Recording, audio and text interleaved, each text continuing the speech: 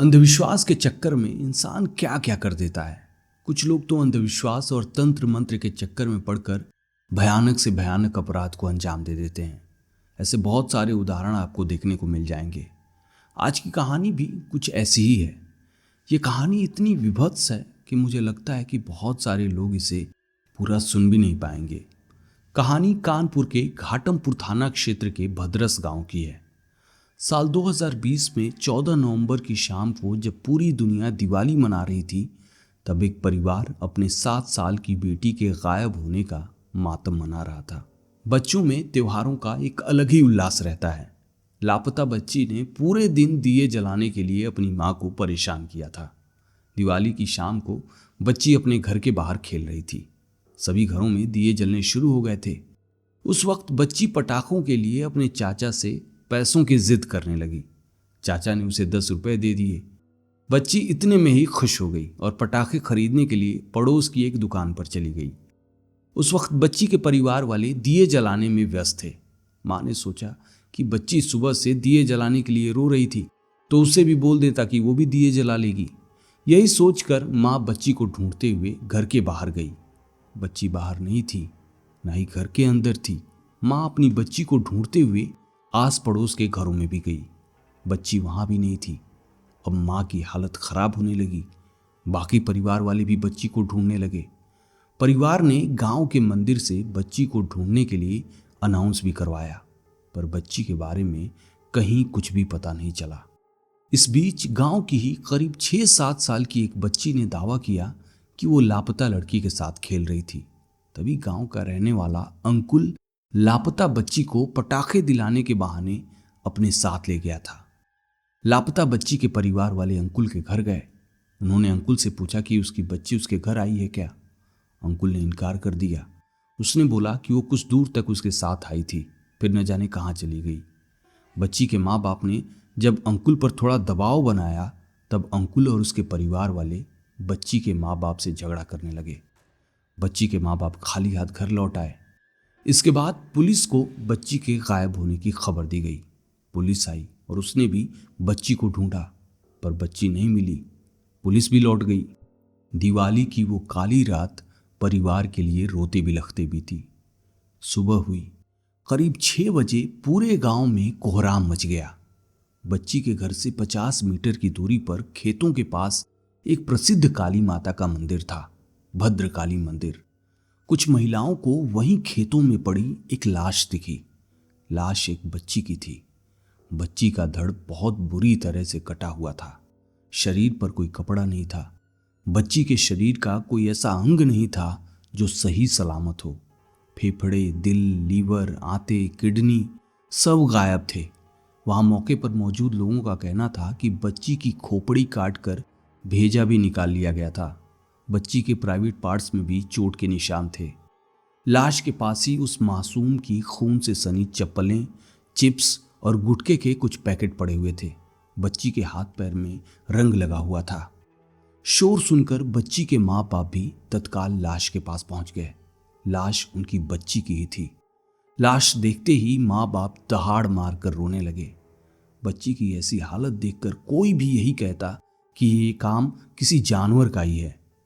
Police को बुलाया गया। पुलिस ने लाश देखकर तुरंत डॉग स्क्वाड टीम को घटनास्थल पर बुला लिया। डॉग स्क्वाड टीम का एक कुत्ता बच्ची की लाश के पास से गांव का चक्कर लगाते हुए एक घर के पास जाकर रुक गया। ये घर पीड़ित परिवार के घर के पड़ोस में ही था। पुलिस ने देखा कि घर के बाहर दरवाजे पर ताला लगा हुआ है। पुलिस ने जब गांव वालों से उस घर में रहने वाले लोगों के बारे में पूछा, तब पता चला घर वाले दिवाली की रात से ही गायब थे।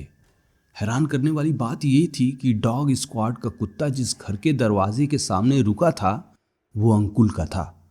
ये वही अंकुल था जो लापता बच्ची को पटाखे दिलाने के लिए दुकान पर ले गया था। परिवार वालों का कहना था कि उनकी बच्ची के गायब होने के पीछे हो न हो अंकुल का ही हाथ है, क्योंकि उनकी बच्ची को आखिरी बार अंकुल के साथ ही देखा गया था। बच्ची के पिता ने गांव के रहने वाले अंकुल, वंशलाल, कमलराम, बाबूराम और सुरेश के खिलाफ FIR दर्ज करा दिया। पुलिस जांच में जुट गई।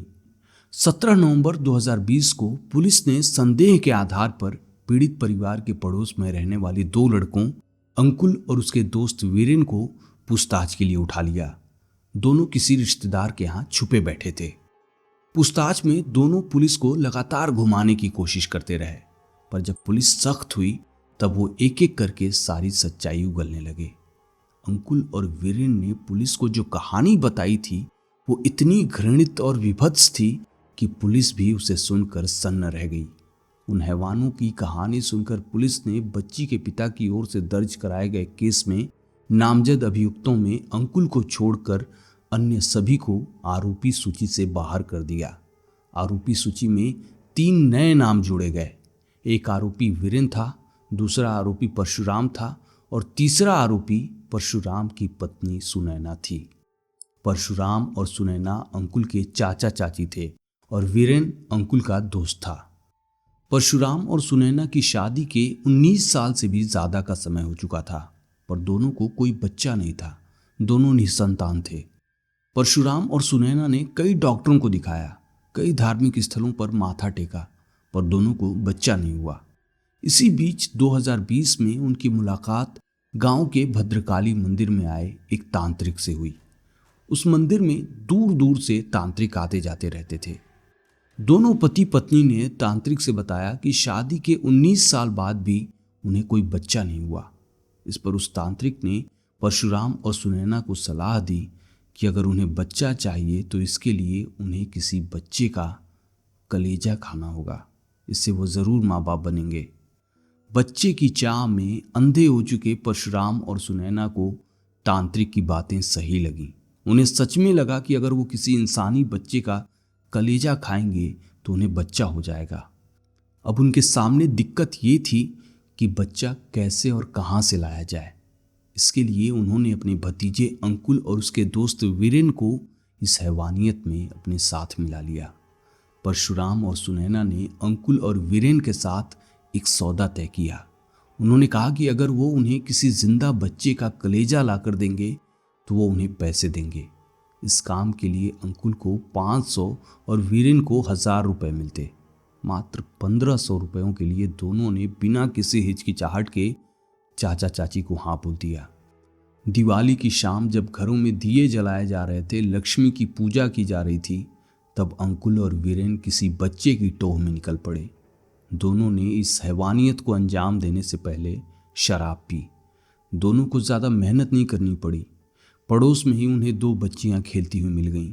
उनमें से एक बच्ची को अंकुल और वीरेन पटाखे दिलाने के बहाने किनारे ले गए।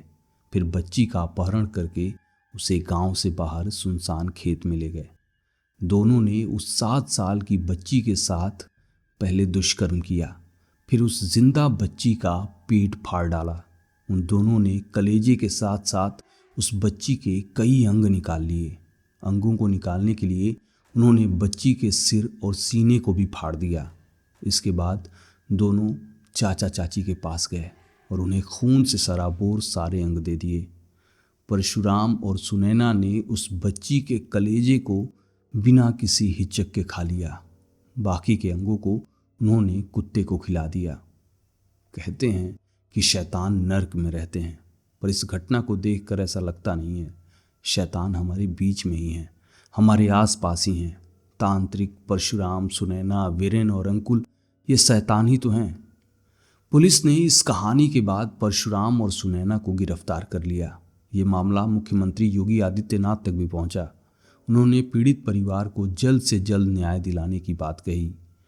पुलिस ने अंकुल और वीरेन का बेंजीडीन टेस्ट कराया।